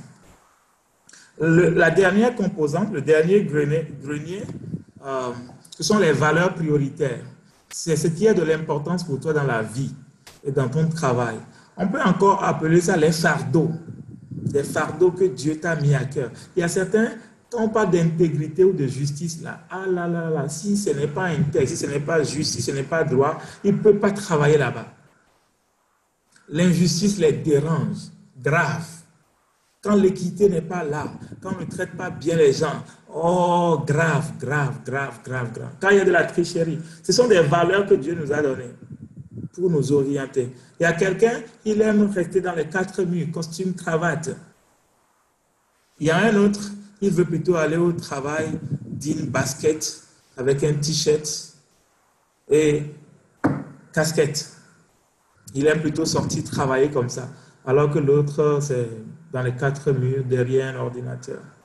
Il y a un autre qui veut faire toutes les courses de la vie dans la même journée. Conduire par ici, conduire par là, rouler ici, transporter des choses dans la logistique. Ce sont des valeurs que Dieu a mis en nous. Et toutes ces valeurs ont pour objectif de nous équiper pour faire ce pourquoi Dieu nous a destinés. Alors, j'ai beaucoup parlé. Hein? Depuis le début, là, c'est moi qui parlais kilométrique, kilométrique, kilométrique. Tu écoutais seulement. Je vais faire pause. Est-ce que tu as pris quelque chose? Est-ce qu'en parlant de tout ça là, tu as pu identifier un peu certaines choses qui sont en toi? Tu as pu te reconnaître, tu as pu te mirer un peu? Il y a beaucoup de tests de personnalité aussi qui sont en ligne qu'on peut faire pour savoir quel genre de personnalité j'ai, quelles sont mes compétences, quelles sont mes capacités, qu'est-ce que Dieu a mis en moi. Dieu l'a mis à dessein. Rappelle-toi du but, le but de talent. C'est pour t'aider à faire le business de Dieu. C'est pour t'aider à accomplir la destinée pour laquelle Dieu t'a suscité. Donc Dieu ne l'a pas donné en vain. Dieu ne l'a pas donné juste pour le plaisir de le donner. Dieu ne fait rien pour rien. Donc, tous ces quatre greniers, une étude a montré que tout ça là contient à peu près 80% de tout ton potentiel. C'est enfoui là-bas. Et que l'autre 20% va venir peut-être par transfert ou bien par impactation du Saint-Esprit. Mais la plupart, la grande partie du potentiel pour t'amener est déjà là en toi. Maintenant, note que dans le cas de David, on a vu la dernière fois que David avait cinq capacités ou compétences comme ça. Certaines choses sont liées à sa personnalité, comme je l'ai dit tout à l'heure. David avait de la passion pour la musique, mais aussi très doué pour la musique. David avait un physique très très beau, une belle apparence. David avait des compétences de communication. On avait parlé il avait une belle diction. Oui, c'est ça le verset. L'un des serviteurs prit la parole et dit: voici, j'ai vu le fils d'Isaïe, Bethlémite, qui sait jouer. C'est aussi un homme fort et vaillant. Ça, c'est lié à sa personnalité. Savoir jouer, c'est être doué pour. Mais aussi capacité combinée avec passion. Parce que si tu es doué, mais tu n'es pas passionné, tu ne peux pas faire beaucoup d'exercices avec les instruments musicaux. C'est aussi un guerrier. Être guerrier, c'est aussi dans l'âme, mais aussi c'est aussi dans le corps. Le corps est robuste. Mais vous avez vu des gens robustes, mais l'esprit derrière est trop faiblard qu'il fuit tout le temps. Donc, c'est la combinaison de physique et de l'âme. Parlant bien, ça c'est l'expression, quoi. Une belle diction, sachant agencer les mots, etc. Et d'une belle figure. Ça, c'est purement corporel. C'est sûrement corporel. Et voilà le début de David. Voilà le début. Et l'Éternel est avec lui. 6e chose. David est parti avec 6 choses. 6 graines comme ça. Et David est arrivé très, très loin. En étant fidèle, Dieu l'a multiplié. Si je te demandais, prends un petit temps. Refais ta liste que tu avais fait la dernière fois. Si tu l'avais bien fait, refais. que tu ne l'avais pas fait. Mais si tu fais ta liste, je te défie, tu vas trouver plus que David. Pour David, le témoignage que les hommes ont donné, les hommes de sa génération ont donné, c'est 6 choses. 6 choses. 6 talents principaux. Qui n'ont l'air de rien. Est-ce qu'avoir une belle diction, c'est un talent extraordinaire? Est-ce qu'avoir une belle figure, c'est un talent extraordinaire? Est-ce qu'être téméraire, les gens même vont dire tu es trop têtu, est-ce que c'est un talent extraordinaire? David n'avait pas de talent extraordinaire, mais avec la présence de Dieu, waouh! Waouh! Combien tu en as toi? David a commencé avec 6. Fais-moi ta liste. Que ce soit des choses qui ont trait à ta personnalité ou des passions que tu as ou des choses pour lesquelles tu es doué ou des choses qui sont comme des fardeaux pour toi. Fais la liste. Fais la liste. On va voir avec quoi toi tu vas commencer. Mais je te défie de faire plus que David. Je te défie de devenir cet homme selon le cœur de Dieu, qui marche avec Dieu, qui cultive son talent, qui va très très très loin. David, avec le talent musical, est devenu un grand chanteur, un grand musicien, avec tout l'héritage qu'il nous a donné aujourd'hui dans les psaumes. Et la plupart sont des poèmes qu'il a écrits, poèmes chantés. Qu'est-ce que tu vas nous léguer, toi, avec ce que Dieu a mis en toi? Qu'est-ce que tu vas nous laisser comme héritage? Et comment tu vas faire en sorte que Dieu puisse bénir ta génération, impacter ta génération au travers des talents qu'il a enfouis dans ces greniers-là, qui sont juste des greniers naturels, et tu as le grenier spirituel qui s'y ajoute. Pense-y. Et c'est sur cette note-là que je vais atterrir. Pense-y. Fais ta liste et dis-moi, dis-nous, avec le nombre de choses que tu vas trouver, qui ne seront pas aussi forcément des choses extraordinaires, comme pour le cas de David, mais qu'est-ce que tu penses laisser comme impact de ton parcours sur la terre, de ton parcours dans l'Église, de ton parcours en France, de ton parcours en Europe, ou bien de ton retour en Afrique, pour celui qui va revenir en Afrique, ou pour celui qui ira aux États-Unis, ou pour celui qui ira en Asie, en Australie. Tu dois impacter la terre avec ce que Dieu t'a donné. Tu dois multiplier ce que Dieu t'a donné. Que Dieu te bénisse. Dans le nom de Jésus, nous avons prié.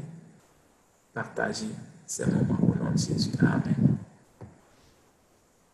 Amen, amen. Amen, amen. Gloire à Dieu. Je n'ai pas vu des questions parties dans les chats. Hein? Je sais que vous devez en avoir beaucoup. Sauf qu'avec le temps, je ne sais pas, Pasteur Oli, qu'est-ce qu'on fait?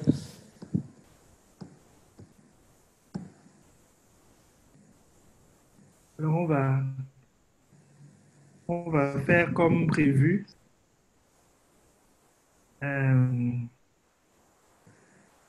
On va faire comme prévu les... vous me recevez? Ah, je ne reçois pas encore. Peut-être que mon son a un petit problème. Alors, si ceux de Lille, vous me recevez, vous pouvez me faire signe. Allô. Oui, donc on va faire comme prévu, comme on vous l'avait annoncé. Je ne reçois pas, hein? C'est quoi le problème? Comme on l'avait annoncé samedi dernier, nous allons recueillir les questions puisque le samedi, nous aurons un temps de questions-réponses samedi, donc à l'heure de starting block, donc de 15h à 17h. 15h à 17h, donc nous recevrons les questions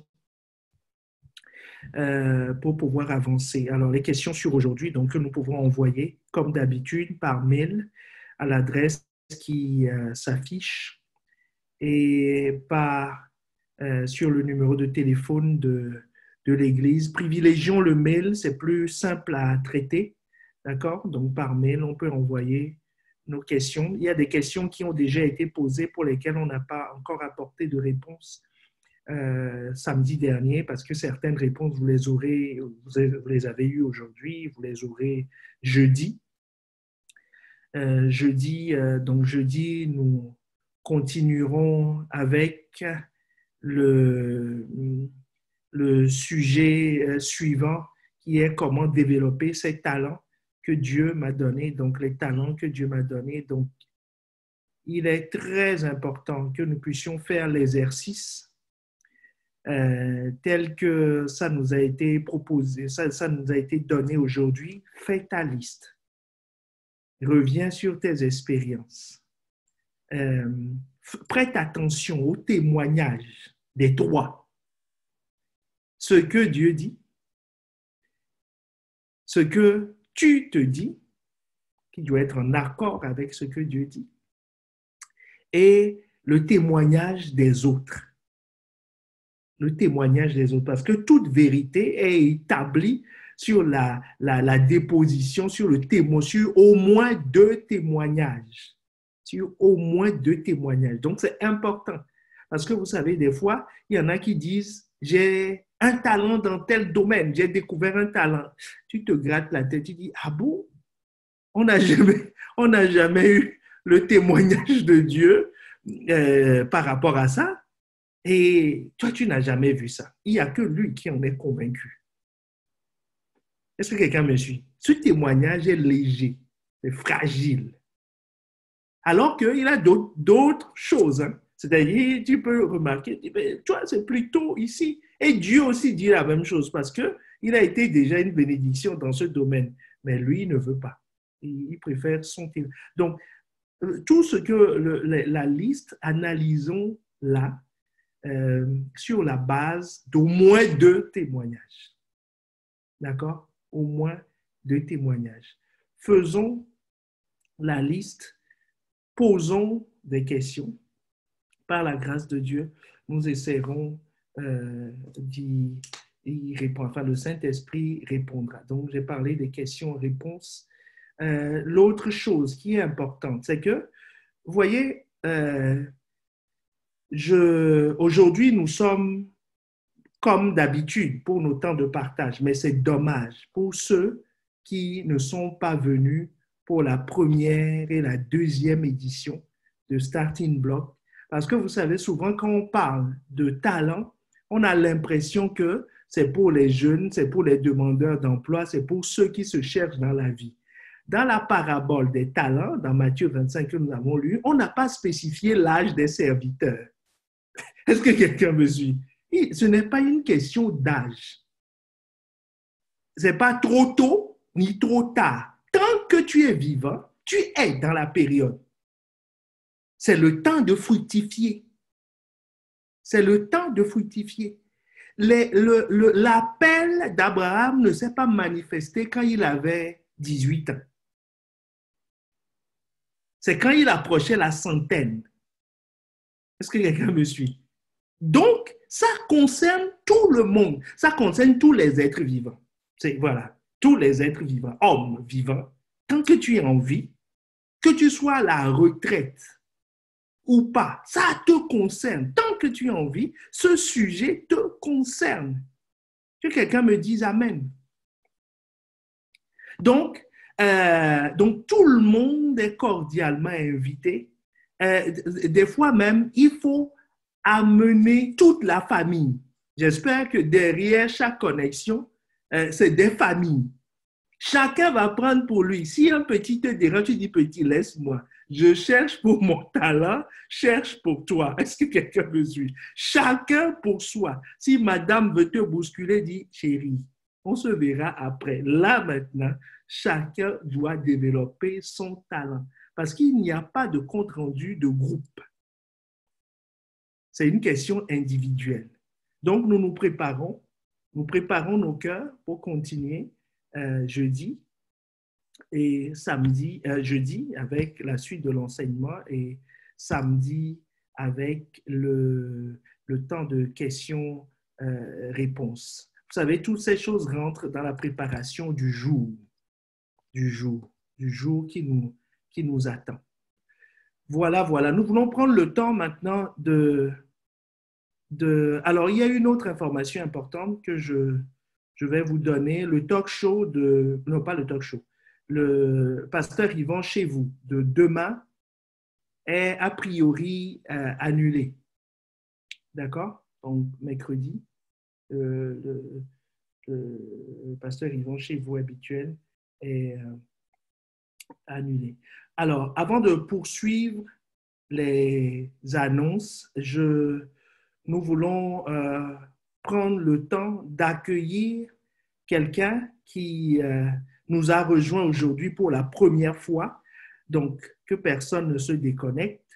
Donc, nous allons prendre le temps d'accueillir quelqu'un qui est au milieu de nous pour la première fois, qui s'est connecté aujourd'hui pour la première fois. Est-ce que tu peux juste lever la main de là où tu es parce que nous voulons prendre le temps de t'accueillir de manière particulière, exprimer notre joie. Alors, pour lever la main, il faut cliquer sur participant et sur l'icône main qui est en bleu, qui va ça. Le voilà. Il y a Émilie. Je vois Émilie qui a levé la main.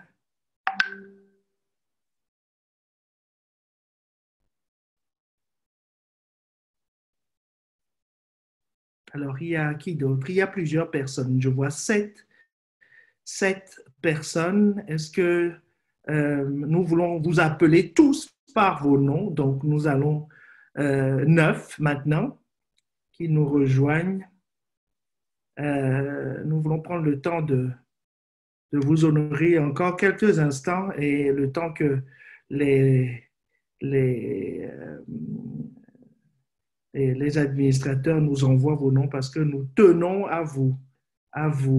Voilà, donc nous avons Émilie, nous avons Denise, nous avons Win, nous avons Nasrine, nous avons Caleb, nous avons Aristide, nous avons Ginelle, nous avons Ruth, nous avons Helmut, nous avons quelqu'un qui n'a pas eu le temps de s'identifier, donc, mais qui a quand même levé la main, donc qui a l'identifiant Z3.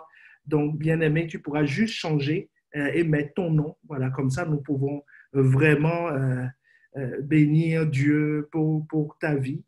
Voilà, je crois que j'ai cité tout le monde et donc nos cœurs sont dans la joie. Nous voulons prendre quelques minutes de votre temps pour vous accueillir dans une salle qui est prévue à cet effet. À cet effet, voilà, quelques minutes de votre temps pour vous accueillir dans une salle à côté. Dans une salle à côté. Donc, maintenant, vous allez être reconduit dans ces salles. Vous recevrez un message. Il suffira de cliquer sur l'icône et ceux qui sont chargés de vous accueillir vont pouvoir le faire avec joie en notre nom. Donc, considérez que c'est toute la famille qui vous accueille et qui bénit Dieu pour vos vies. Donc, nous bénissons le Seigneur pour la vie de son serviteur, le pasteur Samuel, que le Seigneur a utilisé ce soir pour nous bénir richement. Si tu reconnais cela, est-ce que tu peux le manifester? Tu peux le manifester dans le chat ou le manifester avec devant ta caméra. Et sur cette action de grâce, nous allons incliner nos têtes. Nous allons incliner nos têtes. Tu vas élever la voix et demander à Dieu, Seigneur, aide-moi. Je veux me connaître. Je veux me connaître comme tu me connais. Je veux connaître tes intentions quand tu m'as créé. Je veux connaître ce que tu as écrit dans ton livre. Dans le psaume 139, tu as dit, dans ton livre étaient tous inscrits les jours qui m'étaient destinés. Seigneur, je veux connaître tes intentions. Je veux me connaître et je veux connaître tes intentions afin de vivre une vie qui compte pour toi, une vie qui valorise la part de toi que tu as mis en moi. Élève la voix et demande-le à Dieu. Demande-le à Dieu. C'est lui qui révèle les choses cachées Les choses cachées sont à l'Éternel, les choses révélées sont à nous et à nos enfants. Donc demande, il faut le demander. Il faut le demander pour qu'une chose quitte le monde caché pour être révélé, c'est Dieu qui le fait. Alors demande. Ne compte pas sur tes capacités. Demande à Dieu, Seigneur, révèle-moi qui je suis. Et révèle-moi qui je suis. Qui je suis. Qui je suis. Qui je suis. Le témoignage le plus important, c'est ton témoignage. Ton témoignage. Ton témoignage.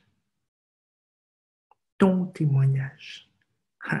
Demande maintenant à Dieu, envoie-moi, parle-moi au travers de la bouche des témoins, hommes, des hommes que tu as prévus pour attester ces choses, pour attester ces choses, pour attester ces choses. Envoie-moi ces personnes-là, comme tu as envoyé auprès de Saül quelqu'un pour dire, pour décrire David. Envoie-moi des gens pour me décrire. Pour me décrire, selon toi. Selon toi. Selon toi. Demande à Dieu, éloigne de moi les personnes qui ont le mensonge dans la bouche, qui ne me décrivent pas comme toi tu me vois. Éloigne-les de moi. Éloigne-les. Demande à Dieu. Parce que tu n'as pas le pouvoir de les reconnaître, de les éloigner. Donc demande à Dieu, éloigne-les de moi. Et connecte-moi aux bonnes personnes.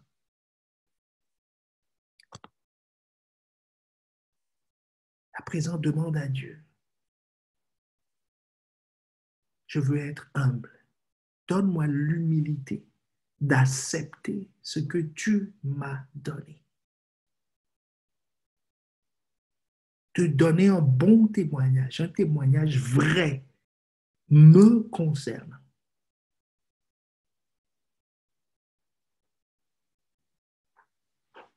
Demande-le à Dieu.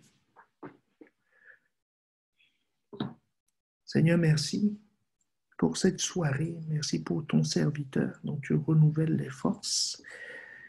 Seigneur, merci de ce que ta parole ne manque pas. Tu envoies ta parole et tu nous fais sortir des fosses de l'ignorance. Tu nous fais sortir des fosses, des images erronées que nous avons de nous-mêmes. Tu nous fais sortir de la fosse du mensonge à notre sujet, dans le nom de Jésus. Seigneur, merci de ce que tu nous qualifies à t'entendre, à discerner ta voix, à nous voir comme dans un miroir, pour voir comme nous sommes devant toi. Seigneur, nous voulons que nos vies contribuent à la manifestation de tes desseins. Seigneur, je prie pour tous ceux-là qui m'entendent maintenant. Seigneur, qui m'entendent maintenant, je prie. Seigneur, je commande, Seigneur, qu'ils sortent de leur fosse dans le nom de Jésus. Dans le nom de Jésus, qu'ils sortent de la fosse de l'ignorance maintenant, dans le nom de Jésus. Que cette liste se complète selon ton cœur, avec les informations que toi tu as inscrites dans ton livre, avec ce que tu as tissé, avec ce que tu as caché. En le Seigneur, je prie pour que les yeux s'ouvrent, pour voir quels sont tes plans, à quoi ces choses doivent servir maintenant, dans le nom de Jésus. Tu as le pouvoir de le faire. Tu as le pouvoir de le faire. Comme tu as ouvert l'esprit des disciples sur le chemin d'Emmaüs pour qu'ils comprennent les Écritures. Je prie maintenant que les yeux soient ouverts, que les cœurs soient ouverts pour comprendre ce qui a été enseigné, ce qui a été dit et ce que tu veux dire. Seigneur, que ces paroles soient gravées dans les cœurs, que ce ne soit pas dans les émotions, mais gravées dans les cœurs, dans le nom de Jésus. Excellent Père de grâce, nous nous recommandons en tes mains. La vie de chacun est sous ta bonne main. Seigneur, tu nous gardes jusqu'à la prochaine fois pour la seule gloire de ton nom. C'est toi qui bâtis ton Église et elle ne fera que croître, s'affermir et te ressembler de plus en plus. Toi, le Christ, toi, le bon berger, dans le nom de Jésus, nous avons prié, nous disons Amen